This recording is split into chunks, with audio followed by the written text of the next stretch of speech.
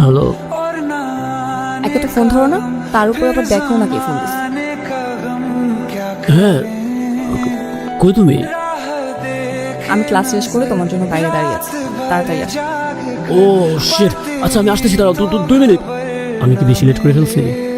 না না, আপনি লেট করেননি, আমি ভার্সিটি থেকে আগে আগে বের হয়ে গেছি। প্রত্যেকটা দিন তুমি লেট করো, মাঝে মধ্যে মনে হয় আমি কোনো মানুষের সাথে না, রোবটের সাথে প্রেম করছি। আচ্ছা বাবা, আমি সরি। সরি সরি বললেই সবকিছু সমাধান হয়ে যাবে? আমরা কোথাও বসে কথা বলি। তোমার সাথে আমি কোথাও বসবো না, এবং তোমার বাইকেও আমি উঠবো না। আরে আমার কথা শোনা। আচ্ছা ঠিক আছে, বাইকে উঠতে হবে না, শোনো তাহলে আমরা একটা রিক্সা নেই। হ্যাঁ, কার সাথে প্রেম করি আমি?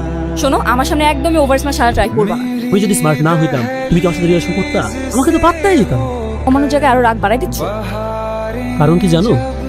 বিশ্বাস করো, তুমি রাগলে তোমাকে না দেখতে এত সুন্দর লাগে। তোমার দুইটা গাল একদম টকটকে লাল হয়ে যায়, মনে হয় দুই গালে দুইটা লাল লাল আপেল। আমি না তোমার সাথে আর একটা কথা বলতে চাই। না ফিজা, শোনো না, কেন লেট হয়েছে এটা তো বলা, তো একটা সুযোগ দিবা, তাই না? বলো কেন লেট হচ্ছে? সামনে ইন্টার্ন, অনেক পড়াশোনার প্রেশার। আমার সিজিপি অনুযায়ী যদি আমি পারফর্ম করতে না পারি, তাহলে তুমি ঠিক মতো এমবিবিএসটা শেষ করতে পারবো? তুমি পারবো একজন ভালো ডাক্তার হতে? আমি যেন একজন প্রপার ডাক্তার হয়ে তোমার বাবার সামনে দাঁড়াতে পারি, সেজন্য রাজ্যের পড়াশোনা করতেছি। এমন একটা ভাব করো যেন তুমি একাই মেডিকেল স্টুডেন্ট। আচ্ছা হয়েছে, চলো কোথাও বসি। তাহলে এখন আর রিক্সা রাখতে হবে না? না আবার শুরু হয়েছে?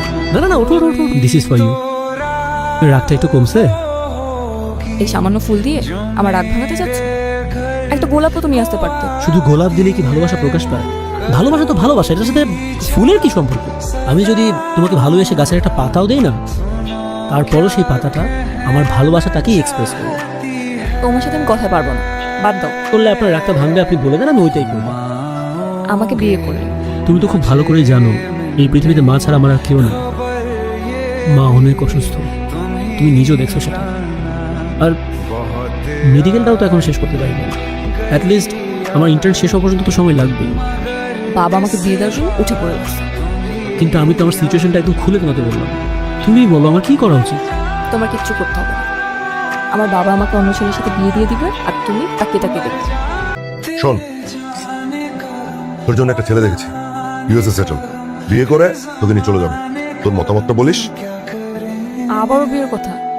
বাবা, আমি না তোমাকে বললাম পড়াশোনা শেষ না করে আমি বিয়ে শাদী করবো না। আর তোমার তো তারা কেন আমাকে বাড়ি থেকে তাড়ানো? তুই বিয়ে করবি না এটা বললে কি আমি চুপচাপ বসে থাকবো? আমার এখন প্রধান দায়িত্ব হচ্ছে তোর বিয়েটা দেয়া।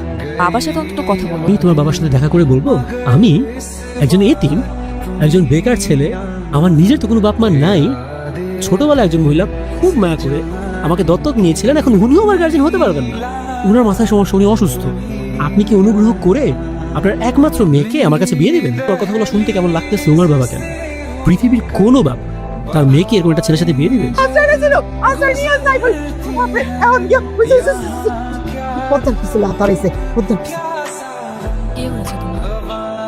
মার শরীরটা না অনেক খারাপ হয়ে যাচ্ছে।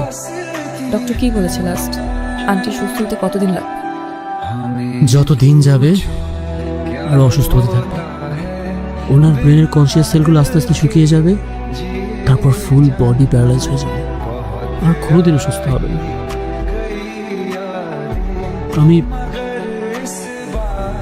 আমি হুট করে একদিন নীতি হয়ে যাবো। আমি তোমার পাশে আছি, সব সময় তোমার পাশে আছি।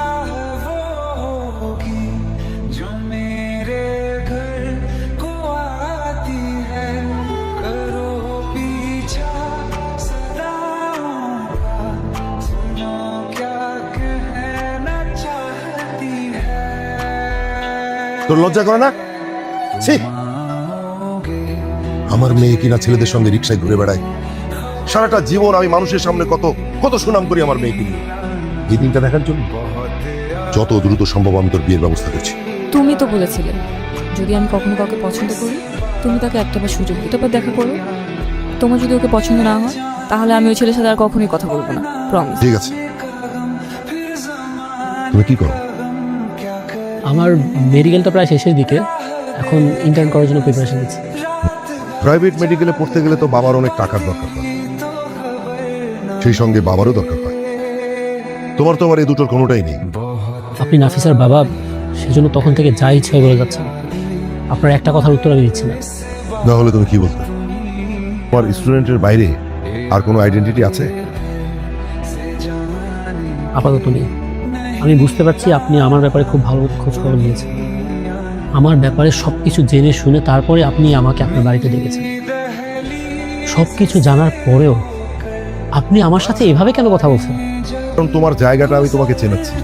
তুমি তো আমার মেয়ের জামাই, কি তার নখের যোগ্যও নও। Get lost. তুই কান্তাছিস কেন? তোর কি মন খারাপ? তুই সবার কাছে সবকিছু লুকাইতে পারলো, আমার কাছে কিন্তু তুই কিছু লুকাইতে পারবি না। আমি যে তোমার নিজের সন্তান না, এই কথা তুমি আমারে কেন জানাইছিলা? যদি তুমি আমারে না বলতা, আমি তো কোনোদিন ঘুমাক করে জানতে পারতাম না যে আমি তোমার নিজের সন্তান না। পৃথিবীর কোনো মানুষ কোনোদিন জানতে পারতো না যে আমি তোমার দত্তক নেওয়া সন্তান। কান্না করিস না মা, বিশ্বাস কর, আমি যেটা করেছি তোর ভালোর কথা চিন্তা করে করেছি। বাবার পরে অভিমান করে থাকিস না তো। তুই কি তোর বাবার থেকে ওই ছেলেকে বেশি ভালোবাসিস? যদি বাবার থেকে ওকে বেশি ভালোবেসে থাকিস, যা বাবার আমার থেকে ওকে বিয়ে কর, সংসার কর। একটা কথা মনে রাখিস, বাবা মার মনে কষ্ট দিয়ে কোনো সন্তান কোনোদিনও ভালো থাকতে পারে না।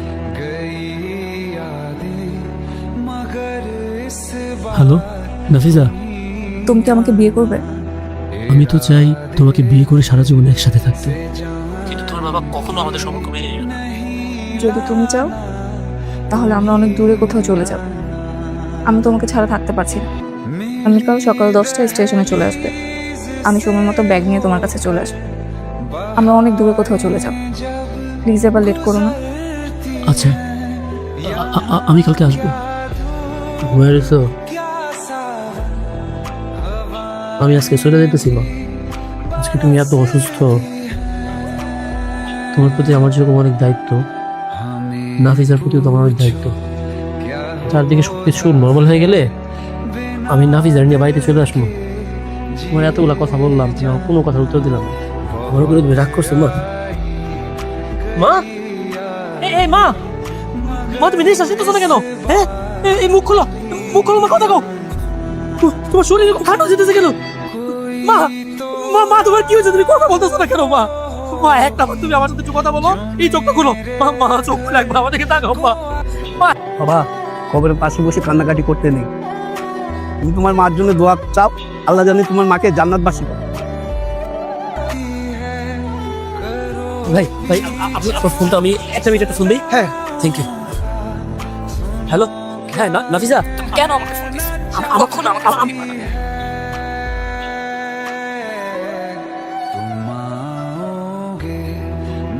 একটা এমার্জেন্সি ওটি করতে হবে। সিজারের পেশেন্ট, সিরিয়াস কন্ডিশন। জাহাঙ্গীর স্যারের পেশেন্ট ছিলেন, কিন্তু উনি ছুটিতে গেছেন, তাই আপনার কাছে রেফার করেছেন। সিস্টার, আমি তো মাত্রই একটা ওটি করে বের হলাম। জাহাঙ্গীর সাহেবকে বলেন না অন্য কাউকে রেফার করতে। সত্যি কথা বলতে কি, আজকে আমার ওয়াইফের জন্ম। স্যার, কোনোভাবেই কি ম্যানেজ করা যায় না? রোগীর কন্ডিশন ক্রিটিক্যাল, তাই বলছিলাম। আপনি একটা কাজ করেন, আপনি আগে একটু চেক করেন অন্য কোনো ওটি সার্জন অ্যাভেলেবেল আছে কিনা। যদি একদমই কাউকে না পাওয়া যায়, তখন আমি দেখবো কি করতে। হ্যাঁ, আপনি চেক করেন আগে। হ্যালো, সিস্টার শিলা বলছি।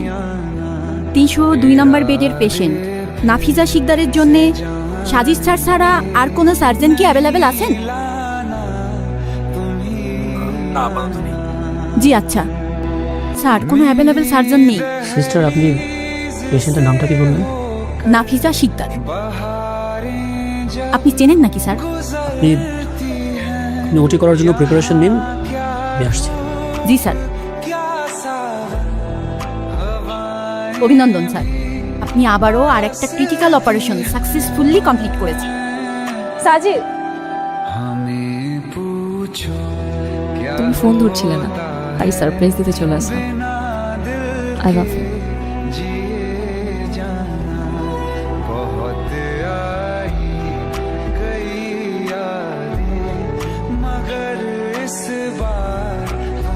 আই লাভ ইউ পাখি, হ্যাপি বার্থডে। আমি জানতাম তুমি আমার বার্থডে কখনোই ভুলতে পারো না।